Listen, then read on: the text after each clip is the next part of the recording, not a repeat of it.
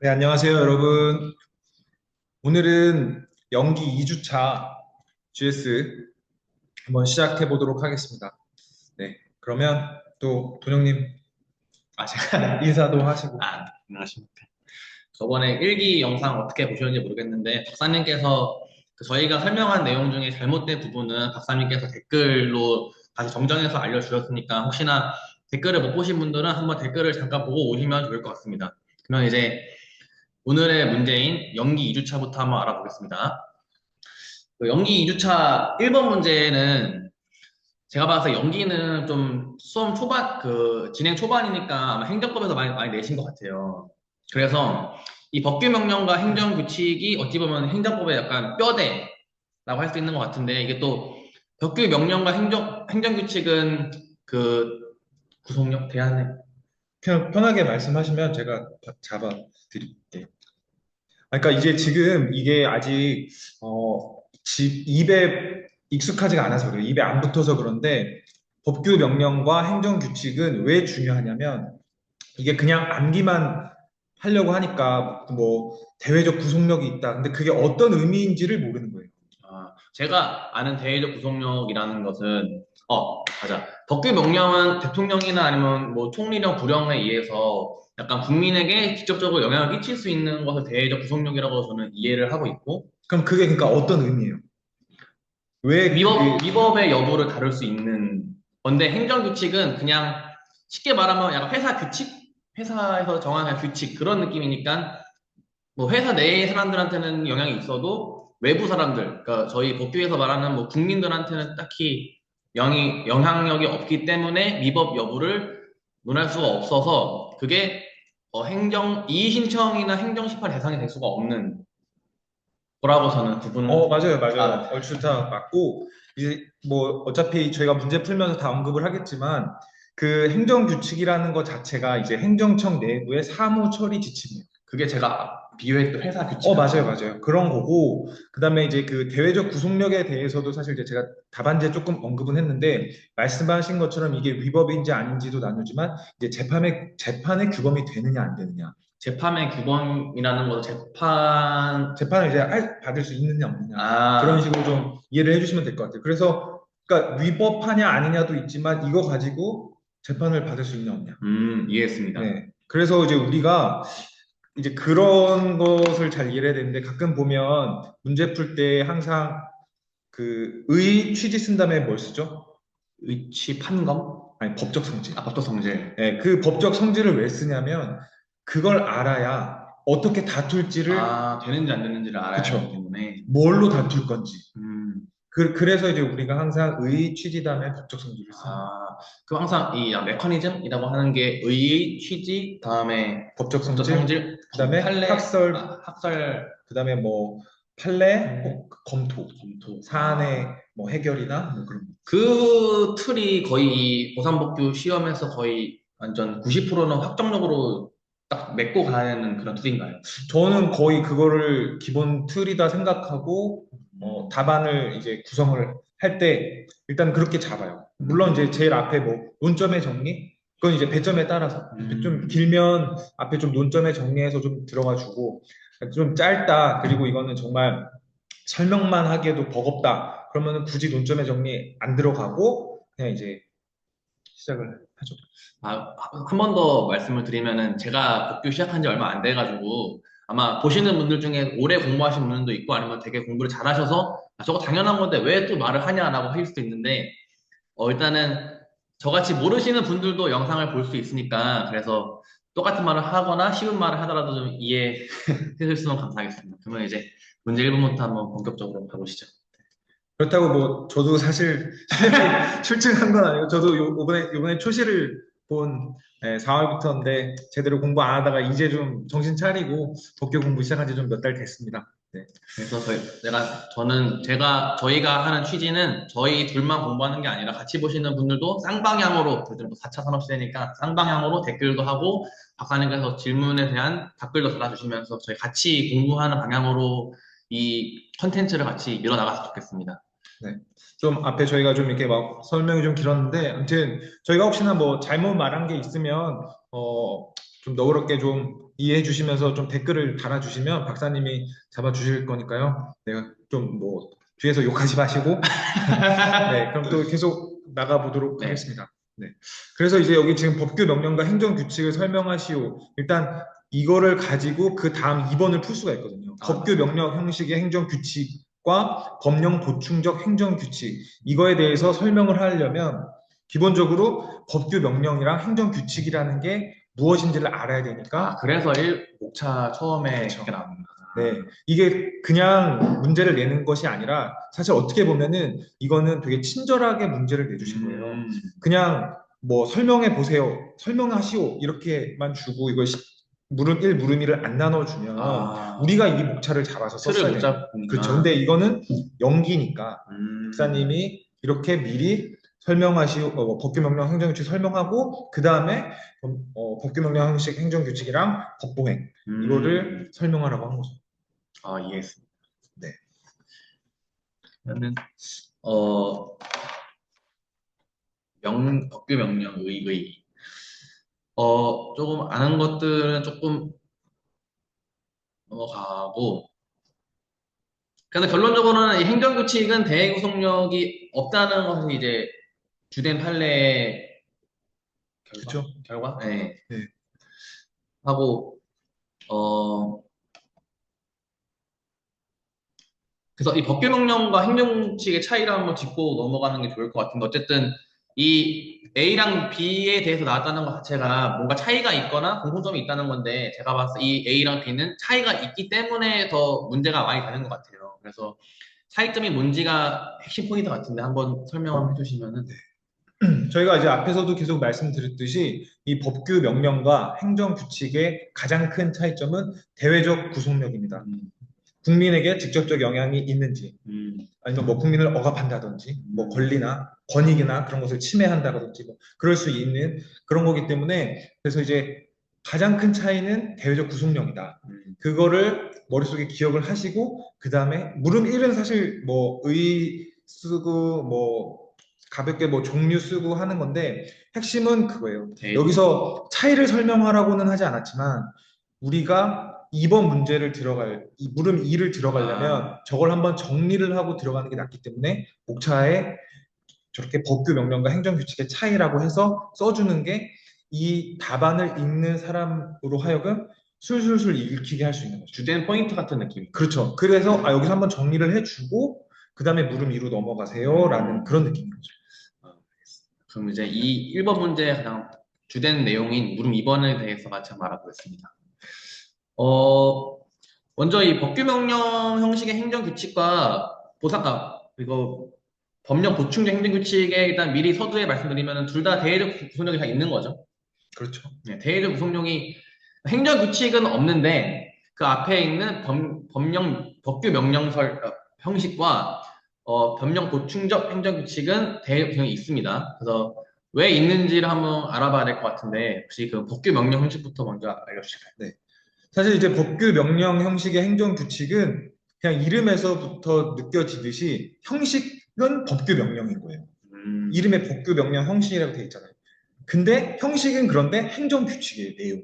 그러면은 그러니까 내용은 행정규칙의 내용인데 하는 약간 방식은 법규 명령이니까 대외적 구성이 있다라는 거네요. 근데 이제 그렇게만 놓고 볼 것은 아닌 것이 이제 그렇다고 하면은 다 그런 식으로 아, 그렇지. 작성을 엮어나갈 수 하면은 안 있으니까 되니까. 그래서 이제 그런 형식의 행정 규칙이 있으면 이거를 어떻게 우리가 판단을 판단을 할 아, 것인가 해서 나오는 것이 이제 학설이고 학설에 아, 그래서 법규 명령설, 행정 규칙설, 수권 여부 기준설 이렇게 세 가지 견해가 있는데 우리가 이제 이렇게 견해가 있을 때는 그럼 그 중에 무엇이 어떻게 보면 정답이냐라고 이렇게 할 때 우리는 정답을 판례로 그쵸. 나오죠. 그래서 판례가 뭐라고 그럼 결론을 내렸느냐 하면은 이제 이 부분은 아마 돈영님도 공부를 하셔서 조금 아실 거예요. 네.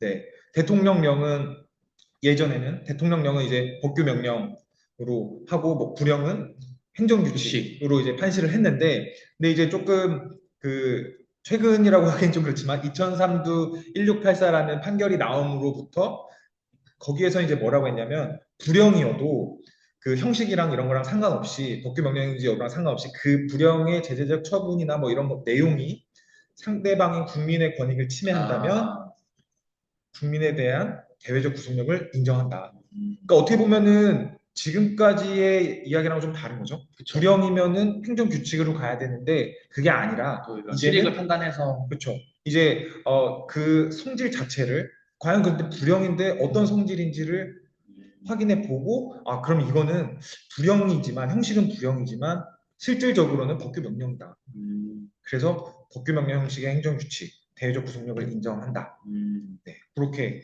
할 수 있죠.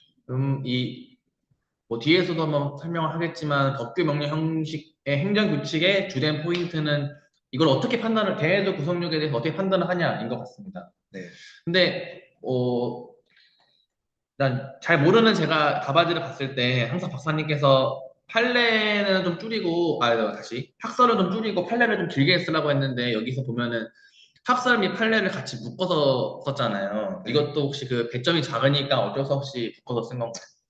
네, 지금 이제 또 좋은 말씀 주셨는데 사실 저는 이제 이런 식으로 많이 쓰거든요. 그러니까 음, 배점이 모자르면 학설에 제가 이제 배분할 수 있는 분량 자체가 적어요. 그래서 학설은 그쵸. 줄 처리로 지금 보시면 한 줄 정도 쓴 거예요. 아, 줄처리라는 줄로 말이 그냥 쭉 그냥 저렇게 연달아서 한 줄에 법규명령 끝낸다.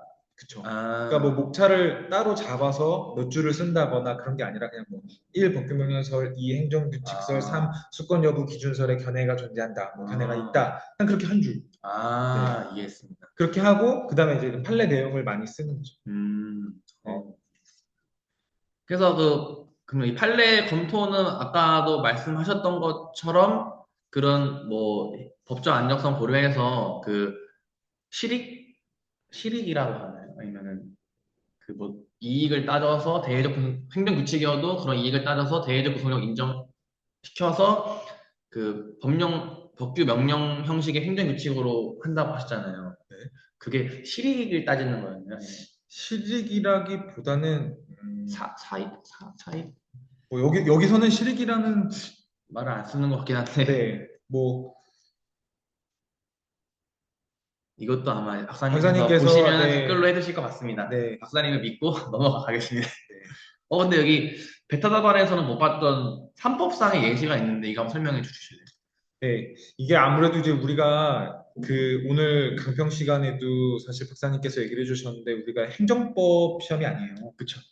우리는 이제 보상법규, 감정평가 및 보상법규 시험이기 때문에 음, 이제 요거 그 설명하라고는 했지만 여기서 이제 우리 좀 더 나갈 수 있는 목차 아니면 조금 더 나갈 수 있는 득점 포인트가 포인트. 그럼 이제 우리 그 감정평가 및 보상법규 3법에서는 어떤 게 있는지 사실 근데 이 부분은 수업에서 굉장히 많이 다루는 부분이기 때문에 조금만 학습이 되시면 쓰실 수 있고 그 외우기 쉽게 법규명령 형식의 행정규칙에는 예시가 딱 하나 있습니다. 음, 그 감정평가사법 시행령 제29조 별표 3 형식 요게 이제 그 징계 처분이랑 관련된 내용이거든요. 아, 그래서 요거는 대외적 구속력이 있다. 왜냐면 그렇게 해서 처벌을 하면 처벌을 받는 국민들은 당연히 구속력이 있는 거잖아요. 그걸 안 그쵸. 지키면은 안 되는 그쵸. 거니까. 그래서 대외적 구속력이 있다는 거예요. 아, 네. 이해했습니다. 그러면은, 네, 넘어가고 이제 법령 보충 행정규칙으로 한번 넘어가겠습니다. 이 법령 보충적 행정규칙도 아까 똑같이 법규 명령 형식과 비슷하게 이것도 대외적 구속력이 되냐 안 되냐의 싸움이 주된 포인트인가요? 그렇죠. 근데 여기는 이제 아까랑 좀 다르게 한 가지 좀 특징적인 부분은 이 상위 법령과 결합. 그러니까 상위 아, 법령이 위임을 해주는 거예요. 그러니까 예를 어, 들어서 뭐 토지보상법이 위임해서 요거는 뭐 무슨 령으로 아니면 무슨 칙으로 아, 정한다 했으면 그 칙의 내용이 이제 더 위에 상위법인 뭐 토지보상법에 의해서 아, 예, 그러니까, 좀 이해되나요? 그러니까 뭐냐 그 대외적 구속력이 있는 큰 법안에서 나온 그런 조그만한 령이어도 어쨌든 큰 법에 따라서 왔기 때문에 그것도 대외적 구속력이 있다. 그렇죠. 그래서 핵심적인 거는 상위 법령과 결합을 해야 되는데 이 상위 법령의 위임을 벗어나면 안 돼요. 그 안에서 그걸 잘 지킬 때 이게 법규 명령으로서의 효력을 낼 수 있는 거지. 이걸 벗어나면 그거는 위임한 한계를 넘어서는 거니까. 그치. 그럼 죄송한데 혹시 그러면 이 한계를 벗어났다는 표현이 구체적으로 어떤 걸 의미하는 아, 거죠? 그럼 뭐 그렇게 얘기를 해볼게요. 예를 들어서 뭐 뒤에 사실 예시들이 많이 나오는데 뭐 어, 토지가격 네. 비준표라던가 그런 거 할 때는 토지가격 비준표는 표준지 공시지가에다가 토지가격 비준표를 곱해서 개별 공시지가를 산정하잖아요. 그쵸. 그쵸? 근데 아, 그거를 전혀 이상한 데다 쓰는 거예요. 오늘 뭐 문제에 음, 나왔었던 것처럼 보상이라던가 네. 담보. 사실 이런 아, 데다 쓰면은 그거는 법에서 하라고 한 게 이야기했던 아닌데 해버린 그쵸. 거네요. 아, 위임된 내용을 벗어나니까 그럴 때는 그게 이제 효력이 없는 거죠. 혹시 여기서 들으면 확실히 이해가 되는 것 같아요. 아, 그래서 그런 범위를 벗어났다. 아, 이해했습니다. 여러분들도 이해하셨다고 생각하고 다음 넘어가겠습니다. 그러면 각 법적 성질을 가서 똑같이 이것도 아까 법규명령 형식의 행정규칙과 똑같게 학설은 줄처리를 하신 것 그렇죠. 같고 그 밑에 판례를 좀 쓰신 것 같아요. 그래서 이 판례는 866 484 이것도 엄청 중요한 판례인 거죠? 네, 그리고 여기 바로 좀 전에 제가 말씀드렸던 내용들이 사실 다 이전에 이제 판례들에 나왔던 아, 문장들이에요. 거기서 이제 조금씩 다 제가 차용을 해서 말씀을 드리고 있는데 보시는 것처럼 이제 당의 법령의 위임 한계를 벗어나지 않는 한 그것들과 여기서 그것들이라는 게 이제 상위 법령, 상위 법령. 네, 그것들과 결합해서 대외적 구속력이 있는 법규 명령으로서의 효력을 갖게 된다고 음, 판시하였다. 우리가 이제 이런 판결 내용을 토대로 이제 이 판단을 할 수 있는 거죠. 이해했습니다. 그래서 여기도 아까 그 법규 명령 형식의 행정규칙과 똑같이 삼법상 예시를 들어주셨는데 이것도 한번 간략하게 설명해 주세요. 네, 뭐 물론 이제 지금 여기 나온 내용들이 익숙하신 분들도 많을 텐데 조금 전에 말씀드렸던 토지가격 비준표 토갑이라던가 아니면 토지부상법 시행규칙 22조 뭐 이런 거는 사실 이미 판례가 있어요. 이게 이제 법규명령 형식의 행정규칙이다라는 식으로 판결이 나온 거기 때문에 이제 우리가 이렇게 쓸 수 있는 거고 이제 시행규칙 26조는 이제 사실상 사도할 때 그 도로 음, 관련된 건데 그것도 어차피 같이 시행규칙 같은 맥락에서 같은 선상에서 그쵸. 22조랑 같으니까 음, 그래서 이제 얘도 법규 법보행 음, 이제 법령부 중적 행정규칙으로 이제 우리가 그렇게 얘기를 하는 거고 뭐 표준지 선정 관리 지침이나 표준지 조사 평가 기준 등 이런 내용들도 다 위에 상위 법령들이 이렇게 위임을 해준 것들이거든요. 네. 그래서 이제 우리가 그렇게 분류를 할 수 있습니다. 그럼 이제 문제 1번은 이렇게 해서 결론적으로는 그래서 이 실무 기준에 대해서는 다수의 견해가 법령, 법령 행정규칙과 그리고 또 법규 명령 형식 행정규칙이 대외적 구속력이 있다고 보고 있긴 한데 또 이게 또 마지막에 또 감정평가사의 전문적인 판단 영역을 존중하며 현실을 고려한 판결이라 생각된다. 이게 혹시 어떤 뜻인가요? 네. 사실 이제 결 같은 경우에는 앞에서 물어봤던 내용을 정리를 할 수도 있지만 그 이제 실무 기준이 이게 우리는 실무 기준을 무조건 따라야 되잖아요. 그쵸. 네. 그리고 이건 분명히 국토교통부 뭐 장관령 뭐 이런 데 이제 해서 이제 위임을 받아가지고 이제 법규 산하기관인 명령에서 법규 감정평가관에서 명령에서 이제 위임을 해서 더 상위법에서 명령을 해서 위임을 해서 만들어진 거라서 따르는데 그쵸. 이게 참 신기하게도 판례에서는 이거를 인정을 하지 않았어요. 행정규칙으로. 아, 그러면 왜 판례는 이걸 행정규칙으로 판시를 했느냐? 근데 이거를 이제 저도 되게 궁금했었는데 박사님께서 이제 그 수업 시간에 언급을 해주셨죠. 이거를 만약에 법규 명령이라고 해버리면 이거 어기면 다 위법이 되는 거예요. 아, 약간 이렇게 말하면서 약간의 유도리를 네. 왜냐하면 우리가 그 모든 것이 다 그 법령으로 아니면 모든 것을 다 기준을 잡아놓을 수가 없거든요. 그쵸. 이 세상 모든 것을 다 그쵸. 없는 것들도 있을 거고 그러다 그쵸. 보니까 여기 이제 쓴 내용처럼 이 감정평가사만의 전문적인 판단 영역이 존재해요. 그거를 존중하고 이 현실을 고려를 한 거죠. 그래서 아, 이거를 고려한 판결이라 생각된다라고 제가 좀 그거는 써봤습니다. 베타다만이 아니라 본인의 생각인 거죠? 이거는 이제 제가 그 박사님 수업을 듣고 아, 그다음에 이제 정리를 해서 왜 여기다 이런 넣은 거죠. 질문을 드렸냐면은 항상 박사님께서 좋은 답안은 묵은지라고 하시는데 제가 봤을 때 그냥 잘 모르는 사람 봤을 때 채점자가 약간 어쨌든 본인의 생각을 정확한 정답처럼 말하는 것 자체가 이 내용을 제대로 이해했다고 판단하실 것 같거든요. 그래서 영상을 보시는 분들도 이 마지막 두 줄에 따라서 점수가 더 갈릴 수 있다 생각합니다. 그래서 되게 좋은 글인 것 같아서 네. 착안하시면. 네. 그 마지막으로 이거 행정입법의 구분 한번 설명해 주시죠. 이건 그 조금 전에 이제 말씀드린 건데, 사실 이제 저희가 그 가장 핵심적으로 이제 그렇게 법규 명령 형식의 행정규칙, 법령 보충적 행정규칙, 사실 요 두 개를 기억을 해주시면 좋아요. 왜냐면 행정규칙은 너무나 많거든요. 그쵸. 네, 그래서 이제 그 두 대표적인 개를 기억하시면 되는데, 법규 명령 형식의 또 행정규칙은 딱 하나 있습니다. 별표 3. 네, 별표 3, 시행령 29조, 별표 3, 이제 징계와 관련된, 징계 기준과 관련된 내용 그거 딱 하나 있고, 법령 보충적 행정규칙, 요거는 조금 외워두시면 좋아요. 토가비, 토지가격 비준표라던가, 아니면 그 이제 평가할 때 쓰는 시행규칙, 토지보상법 시행규칙 22조, 26조. 시행규칙 22조가 저희 실무할 때 비교 표준 선정해서 용의주지. 용의주지에 이거, 네, 공부 많이 하셨네요. 그리고 표준지 선정 관리 지침, 뭐 표준지 조사 평가 기준 이런 내용들, 네, 이런 내용들 빼고는 다 이제 행정규칙이다. 그리고 대외적 구성이 없다. 네. 알겠습니다. 그래서 뭐 이주민 지원 규정 아니면 뭐 기출에 나왔었던 국토부 K 지침 뭐 그런 것들 아니면 조금 전에 말씀드렸던 또 감정평가 실무 기준. 네.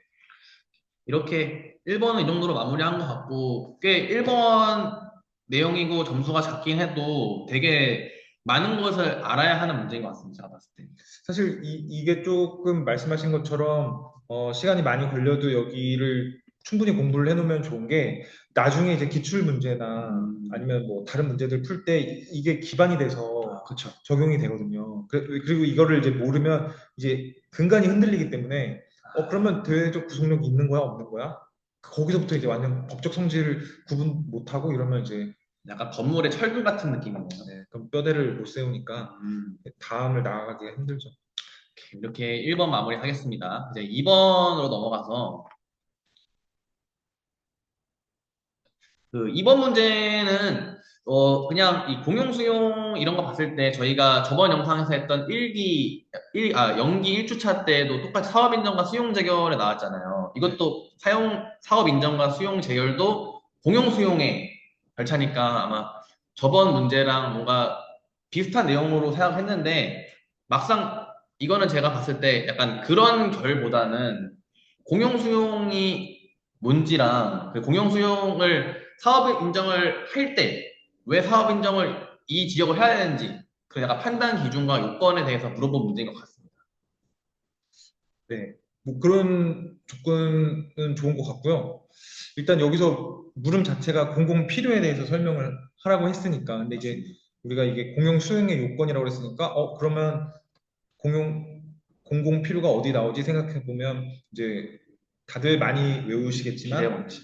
그 사업 인정의 사업 요건, 인정 요건. 네, 사업 인정의 요건 네 가지에 나오는 부분이죠. 공공 필요. 네, 그래서 이제 그것 때문에 시작을 사업 인정부터 잡고 하나씩 하나씩 내려오는 거죠. 사업 인정의 의미 취지 쓰고 사업 인정의 요건을 써서 거기서 이제 토지보상법 제4조 공익사업 해당되는지 공공필요 있을 것, 공공필요는 비례 원칙으로 판단할 것, 그다음에 사업 시행자의 공익수행 능력과 의사가 있을 것. 그래서 이렇게 요건을 써주고 그 밑에 이제 그럼 공공필요의 의미가 도대체 뭐냐 이런 식으로.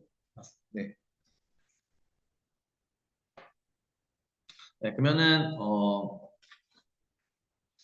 이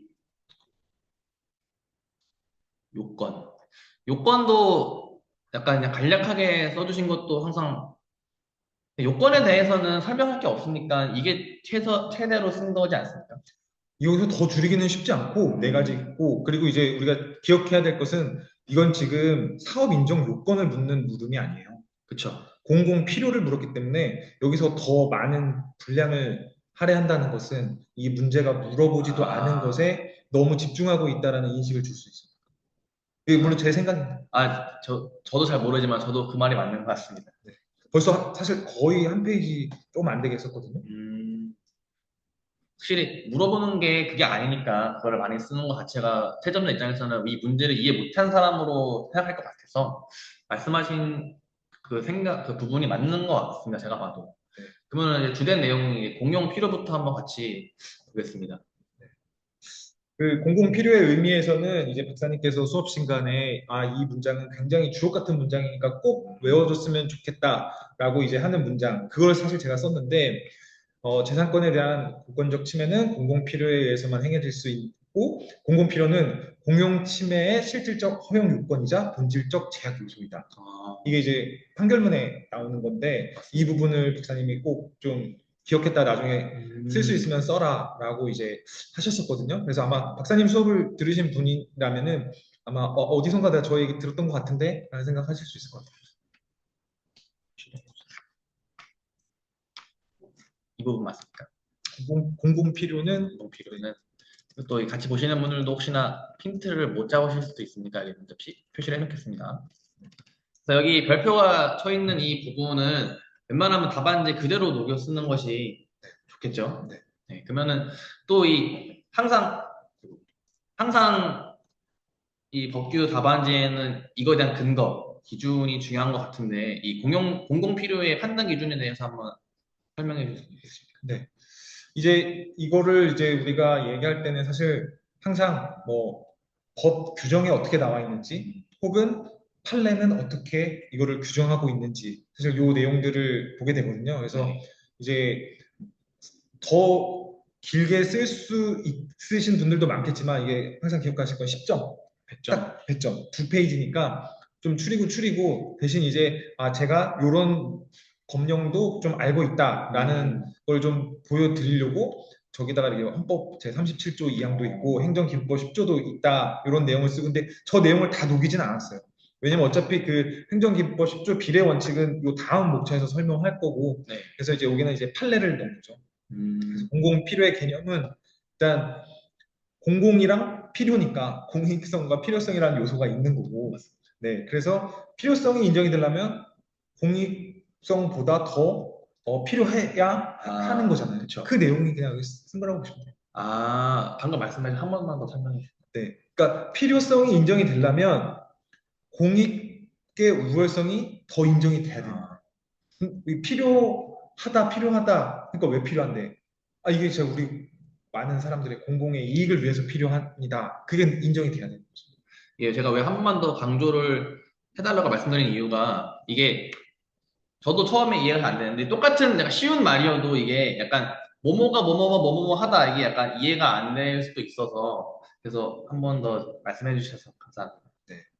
그래서 아무튼 이렇게 해서 한 것 같고 이제 비례 원칙도 저희가 저번 연기 1주차 2번 문제에서 똑같이 나왔던 것처럼 그거랑 크게 달라진 게 없잖아요. 없어요. 그렇죠. 네. 네. 그래서 이거는 저번 주차 때 했으니까 그 돈영님이 그 원칙들만 읽어주세요.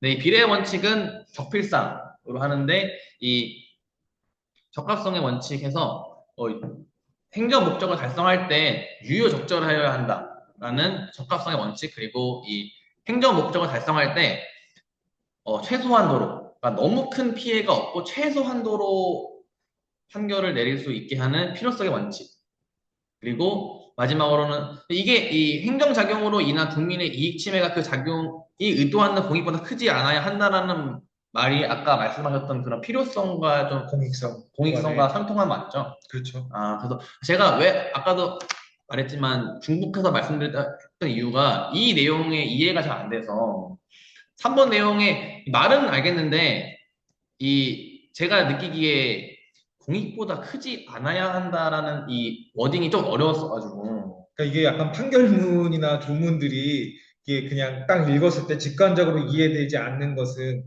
하지 않아야 네. 네, 뭐 이렇게 막 그러니까 이중부정으로 아니할 수가 아니하다, 뭐 없다, 뭐 이런 식의 막 표현들이 많다 보니까 그런데 결론은 아까 말씀드렸던 공익성이 뛰어나야 네, 필요성이 인정된다.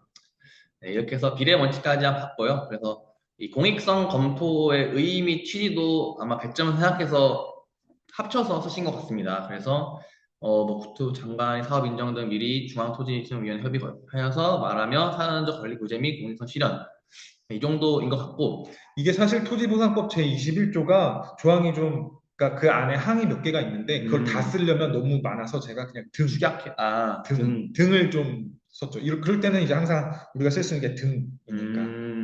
이것도 잘 모르는 사람들이 제 꿀팁. 아니, 박사님한테 다 배운 겁니다. 네, 초신자들은 이게 한번 집중 못하면은 확 흘러가는 경우가 많아서 아마 이것도 저는 집중 못했던 것 같습니다. 그래서 하고 이 공익성 검토 어쨌든 검토라는 것 자체가 또 판단 기준이 또 엄청난 중요한 포인트 같은데 이 검토 대상 사업에 대해서 한번 말씀해 주실까요? 네.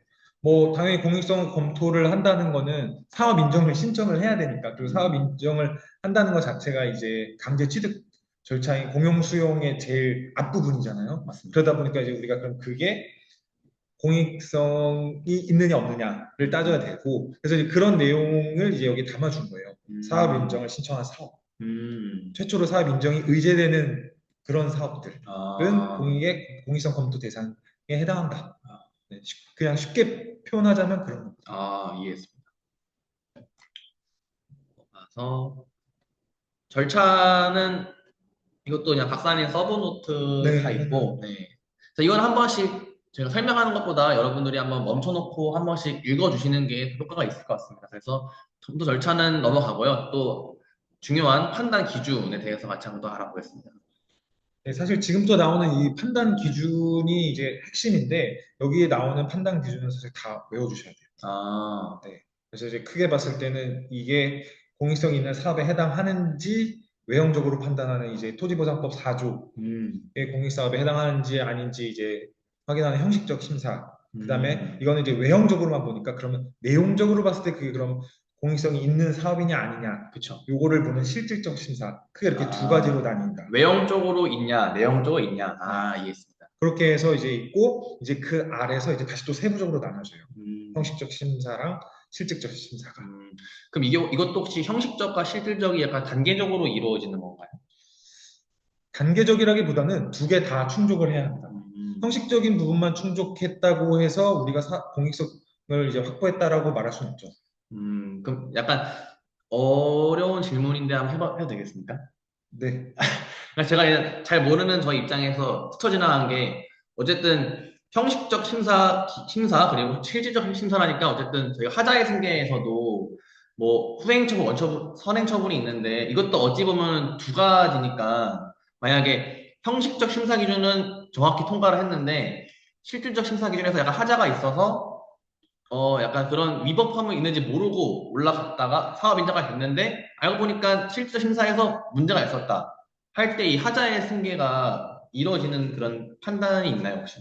근데 이거는 일단 우리가 하자의 승계를 논의하려면 그 선행행위랑 후행행위가 두 개 다 처분이에요. 처분이어야 되는데 이게 지금 아직 각각 처분은 아니잖아요. 처분은 그냥 아니고. 우리가 이거를 판단하는 구성 요소인 거지. 음, 그 말씀하신 대로 되려면 형식적 심사가 처분도 돼야 되고 아, 실질적 심사가 처분도 돼야 되는데 제가 요건에 판단할 안 때는 맞는, 네, 이거는 하자 승계가 성립할 수 없는 음, 그런 내용을 물어보신 것 이해했습니다. 같아요. 네. 그러면은 이제 형식적 심사 검토 기준부터 같이 한번 설명해 주면은, 네.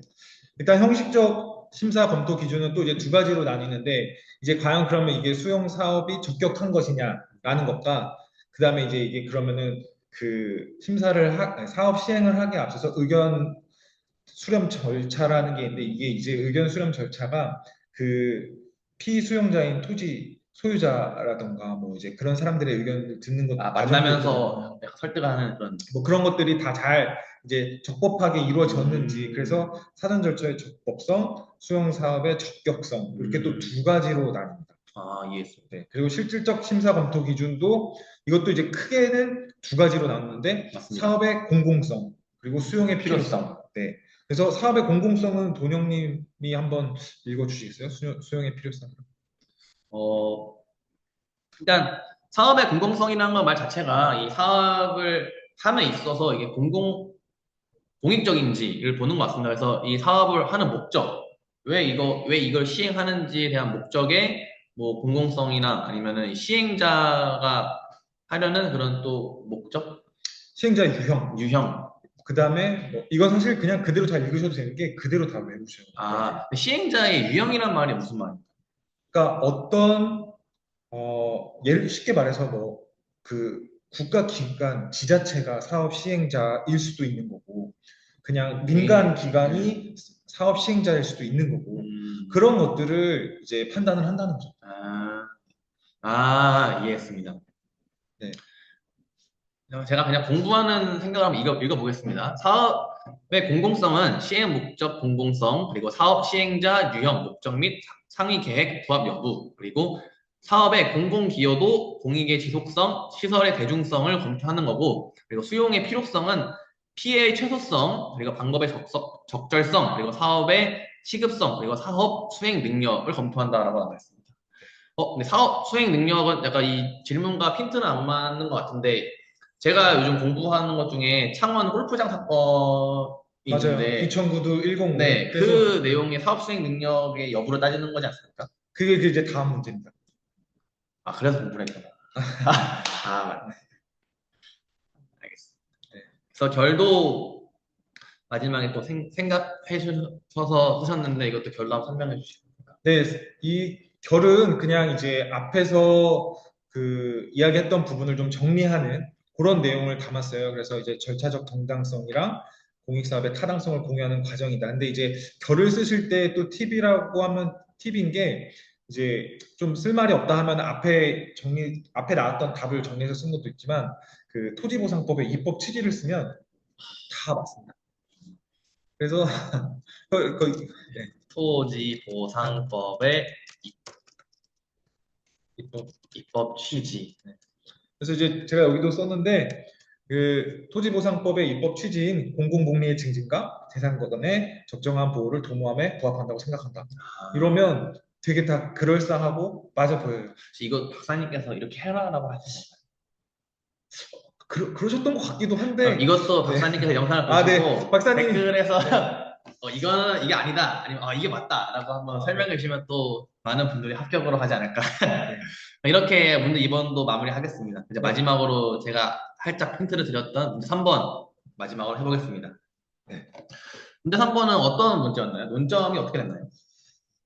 일단은 여기 이제 문제를 이제 보시면 그 사업 시행자의 공익사업 수행 능력과 의사가 없는데 과연 이제 골프장 연습장 사건을 그러니까 그 사업을 수행하는 것이 문제가 없는지 한번 판단해 보라는 거고 요것과 관련해서는 실제 판례가 있어서 2009도 1051 판례가 있으니 그 판결 요지를 또 한번 설명해 보세요라는 그런 문제입니다. 박사님 말씀하신 판례를 딸딸딸. 네. 네, 문제 들어가기 앞서서 제가 그냥 또 단면적으로 느낀 거를 말씀해 드리면은 수행 능력과 의사라는 게 제가 아까 봤던 실질적 심사와 연관이 있는 건가요? 그렇죠. 아, 거기서 나왔던 사업 수행 능력이죠. 네. 그러면은 그 실질적 심사 과정에서 이게 없으니까 사업이 되냐 안 되냐의 싸움인 건가요? 아니면은 완전 이제 그러면은 그 재량권 남용 일탈인 거죠. 그 사업을 인정을 해주는 순간. 왜냐하면 이 사람은 수행 능력이 없는데 사업권을 인정을 해준다는 해버린 건 거니까. 그쵸. 자체가 어떻게 보면은 권한을 주면 안 되는 사람한테 권한을 준 거니까 이해했습니다. 네, 그거는 잘못된 거죠. 그러면 또 한번 사업 인정의 의의 및 취지는 이제 워낙 조금 했으니까 이제 마지막으로 읽어만 보면서 넘어가겠습니다. 사업 인정이란 공익사업의 토지 등을 수용 또는 사용할 사업으로 결정하는 것으로서 사업의 공익성을 판단하며 피수용자의 권리 보호 취지가 있다라고 의의 및 취지를 해줬고요. 그리고 법적 성질도 그냥 또 읽어갈까요? 아니면 설명하고 갈까요? 그냥 넘어가도 이거는 네. 괜찮은 것 그러면 같습니다. 사업의 법적 성질도 전에 많이 했으니까 또 읽고 넘어가겠습니다. 사업 인정은 국민에게 직접적인 영향을 미치는 바 처분이며 일정한 절차를 거칠 것을 조건으로 수용권을 설정하는 강학성 특허 줄 한번 치겠습니다. 강학성 특허이자 사업 시행자에게는 수익적 효과 및 피수용자에게는 침입적 효과가 발생하므로 이것도 중요한 제3자의 행정행위. 법적 성질이 여러 가지 중에서 배점 때문에 두 가지만 넣은 건가요? 처분, 강학성 특허, 그리고 제3자용 행정행위. 사실 뭐 더 많이 쓰일 수 있지만 항상 우리가 생각하는 배점, 배점입니다. 이제 또 주된 내용인 수행 능력과 의사 한번. 네. 그래서 일단은 우리가 제일 먼저 앞서서 언급할 게 이제 사업 인정의 요건 네 가지니까 그 네 가지 토지보상법 제4조 공익사업에 해당할 것, 공공필요 있을 것, 공공필요는 비례 원칙으로 판단할 것, 그다음에 오늘 문제의 핵심인 사업 시행자의 공익사업 수행 능력과 의사가 있을 것을 요건으로 한다. 이것을 이제 중점적으로 봐야죠. 그럼 또 이제 핵심 내용이 이제 판례 한번 설명해 주실까요? 네, 이제 뭐 2009도 1051 판례는 아마 다들 많이 공부를 하셔서 아실 건데, 이거는 사실 그 판례 원문을 거의 다 옮겨오다시피 했습니다. 이 부분은 뭐 다 그냥 외우셔도 될 것 같아가지고. 근데 이제 저는 그 이게 판례 원문을 보면서 두 가지로 좀 이걸 나눴거든요. 네. 그래서 1번, 2번 한번 그냥 이거는 돈영님이 읽어봐 주셔도 좋을 것 같아요. 네. 공익을 실현할 의사나 능력이 없는 자, 이것도 이 판례 핵심이죠. 네. 네, 판례 핵심이니까 이것도 줄 치겠습니다. 자, 의사나 능력이 없는 자에게 타인의 재산권을 공권력적, 강제적으로 박탈할 수 있는 수용권 설정하여 줄 수는 없으므로 공익사업을 수행할 의사와 능력이 있어야 한다는 것도 사업 인정의 한 요건이라고 보아야 한다. 이게 아까 했던 실질적 심사랑 관련 있는 내용이고, 그리고 두 번째는 이제 사업 시행자가 사업 인정을 받은 후 그 사업 인정에 관련된 자들의 이익이 현저히 비례 원칙에 어긋나게 된 경우 또는 사업 시행자가 해당 공익사업을 수행할 의사나 능력을 상실하였음에도 여전히 그 사업을 인정에 기하여 수용권을 행사하는 것은 수용권 공익 목적에 반하는 수용권 남용 행위에 해당한다. 수용권 남용이라는 것 자체가 여기 사업 시행자의 의사나 능력을 상실하였음. 이게 약간 똑같은 내용인 거죠? 그러니까 자격이 없는 사람한테 그런 자격을 주니까 그거는 권한이 남용됐다고 보는 거죠. 그럼 수용권 남용은 사업 시행자한테 있는 건가요? 아니면 그렇죠. 사업 시행자가 지금 수용을 할 수 있는 수용권이 있었는데, 근데 여기서 중요한 거는 이제 이 사람이 계속 그런 수행 의사와 능력을 유지를 해야 함에도 불구하고 중간에 상실을 했습니다. 그러면 그 사람에게는 더 이상 수용권을 줄 수가 설정해주면 안 되죠. 그렇죠. 근데 수용권이 있으면 그거는 수용권 남용이다. 아, 이해했습니다. 네. 그럼 1번과 2번에 해당하는 약간 피고자? 그게 다 해당하는 자가 다 사업 시행자인 거네요. 일단은 사업 시행자의 우리가 수행 의사 능력을 보는 거니까 그쵸. 당연히 이제 사업 시행자와 관련된 내용이 주를 이루고 있다고 봐야죠. 이해했습니다. 그럼 이제 이 내용의 검토 한번 알아보겠습니다. 네. 그래서 검토는 위에서 말씀드렸던 내용들을 정리를 하는 겁니다. 그래서 이제 공용 수용 그 이제 입법 취지나 이런 것들을 토대로 봤을 때 그리고 헌법 23조의 네. 근본 취지를 보면 결론적으로는 공익 사업을 수행할 의사와 능력이 없는 사업 시행자한테는 이런 수용권을 설정해주면 안 된다. 아, 네. 이해했습니다. 오늘 영상의 마지막 물음 2번 해보겠습니다. 곡물이 어떤 건가요? 곡물? 곡물 사실 이거 그냥 이것도 그 의의를 기억을 좀 해주시면 좋은데 이제 공적으로 사용되는 물건이라고 보시면 될 것 같아요. 이미 그 어떤 다른 행정 목적으로 인해서 이게 이제 사용되고 있는 물건인데 다른 또 사업이 생겨서 이 사업으로 인해서 다시 또 이 곡물을 수용할 수 있는지 없는지. 이해했습니다. 네. 그러면 다른 사업으로 이용할 수 있는지의 여부 때문에 용도 폐지 없이 수용할 수 있는가 나오는 건가요? 그렇죠. 이미 이 곡물 자체가 네. 이 다른 행정 목적으로 사용이 되고 있음에도 불구하고 또 다른 사업이 이제 이거를 쓰려고 하니까 그러면 그런 경우에는 이거를 원래 쓰던 목적을 폐지를 시키고 여기서 수용을 해야 하는 건지 아니면 그냥 이 상태에서 이거를 수용을 할 수 있는지 이제 이런 내용들에 대해서 판단을 해보는 거죠. 이거는 학설이 그냥 긍정설과 부정설 이 두 개만 있는 건가요? 사실 학설에 대해서 쓸 내용이 많지 않다, 적당하지 않다고 하면 언제나 긍정설, 부정설 이렇게 쓰면 되고 여기는 그 학설보다는 중요한 게 이제 이게 규정이 핵심이거든요. 토지보상법 19조 2항. 규정이 있다는 것은 그냥 학설도 학설이지만 규정에 대해서 잘 쓰는 게 정답에 더 가까운 것 같습니다. 우리가 항상 기억해야 되는 거는 규정, 판례. 학설보다는 규정과 판례니까 왜냐면 학설은 이제 의견이고 견해니까 그거를 기억을 하셔야 되고 그 토지보상법 19조 2항은 돈영님이 한번 읽어주셨으면 좋겠네요. 여기. 네, 알겠습니다. 토지보상법 19조 2항은 공익사업에 수용되거나 사용되고 있는 토지 등은 특별히 필요한 경우가 아니면 다른 공익사업을 위하여 수용하거나 사용할 수 없다고 규정하며 특별히 필요한 경우에 하나여 예외를 인정하고 있다. 그럼 제가 궁금한 거는 항상 말씀하지만 이 빨간불에도 차가 지나갈 수 있는 특별한 이 예외가 어떤 게 있을까요? 특별히 필요한 그거를 경우. 이제 이 아래서 제가 음, 판례를 가지고 설명을 합니다. 오케이, 한번 알아보겠습니다. 그래서 사실 이게 이제 글이 기승전결이 맞아야 되는 게 하나하나 정리를 해 나가는 거거든요. 규정을 쓰고 규정에서 예외가 있으면 그럼 그 예외가 무엇인지 그 예외는 판례를 통해서 우리가 확인을 해보는 거죠. 이해했습니다. 이게 다 박사님이 알려주신 대로.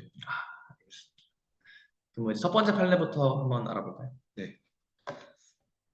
이 문제에서 이제 나온 광평대군 묘역 판례고 이제 여기에서도 사실 이제 그 부분을 언급을 합니다. 토지보상법 제19조 규정에 의해서 이제 이 제한 이외에는 뭐 아무런 제한이 없으니까 지방문화재로 지정된 토지는 수용의 대상이 될 수 있다. 뭐 특별히 더 추가적인 규정 아니면 뭐 안 되는 사유 그런 게 없다는 이야기예요. 맞습니다. 네.